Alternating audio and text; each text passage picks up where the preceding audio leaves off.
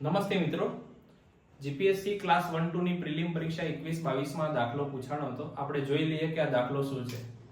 તો દાખલો છે એક વર્તુળના પરિઘ અને ચોરસની પરિમિતિનો ગુણોત્તર 11:3 છે. હવે તમને ખબર છે કે એક ચોરસ અને એક વર્તુળની વાત કરી છે. હવે વર્તુળની ત્રિજ્યા આપણે r લઈ લઈએ તો આનો પરિમિતિ શું થશે? 2πr થશે. બરાબર છે. અને ચોરસની આપણે માપ a લઈ લઈએ તો ચોરસની ચારે બાજુઓ સરખી હોય તો આની પરિમિતિ 4a થશે. બરાબર છે. અને m નો 2 નો ગુણોત્તર પૂછ્યો છે. બરાબર છે. તો ગુણોત્તર કેટલો આવે? વર્તુળનો ગુણોત્તર 2πr અને ચોરસનો ગુણોત્તર 4a બરાબર કેટલો આપ્યો છે? 11/3. બરાબર. હવે આને સાદું રૂપ આપણે આપીએ તો શું થશે? આને સામસામે ગુણી નાખીએ તો શું થશે? 6πr બરાબર 44a. બરાબર ને? હવે હજુ આનું સાદું રૂપ આપીએ અને આપણે a ને કરતા બનાવીએ તો a બરાબર 6πr અને 44 થાય. બે ઘડીઓ ચાલે. બરાબર ને? તો શું આવશે જવાબ? a બરાબર 3r ભાગ્યા 22. હવે આપણને શું કીધું છે કે વર્તુળનું ક્ષેત્રફળ. તો વર્તુળનું ક્ષેત્રફળ કેટલું થાય? આપણને ક્ષેત્રફળ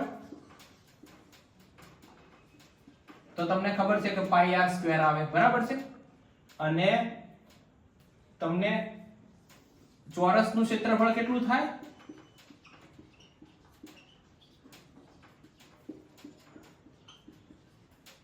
તો તમને ખબર છે કે r² આવે. બરાબર ને?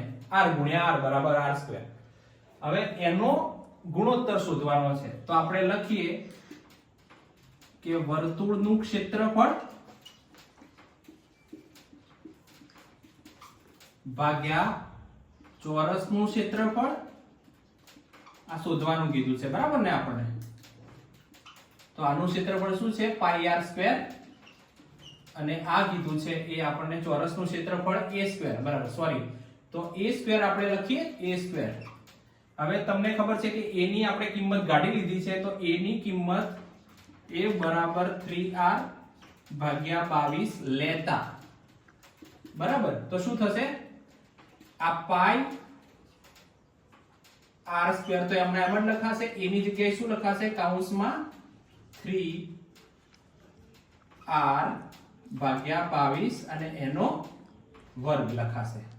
તો આને આપણે સાદું રૂપ આપશું તો તમને ખબર છે કે આ ભાગાકારમાં છે તો ભાગાકારથી ભાગાકારમાં ઉપર જતું રહેશે. તો શું થશે? 22 ગુણ્યા 22 ગુણ્યા પાઈ ગુણ્યા r².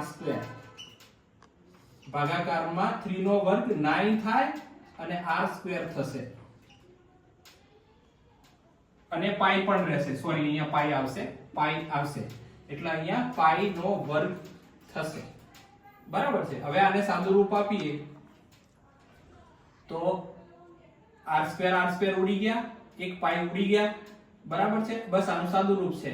તો 22 ગુણ્યા 22 કેટલા થશે? 440 ગુણ્યા 44 તો 484. બરાબર ને? તો 484 ભાગ્યા 9 પાઈ જવાબ આવે. આ જે જવાબ છે એ આપણા માં આપ્યો હોય તો એને ટીક કરવાનો, ના આપ્યો હોય તો ઉપરોક્ત પૈકી એક પણ નહીં.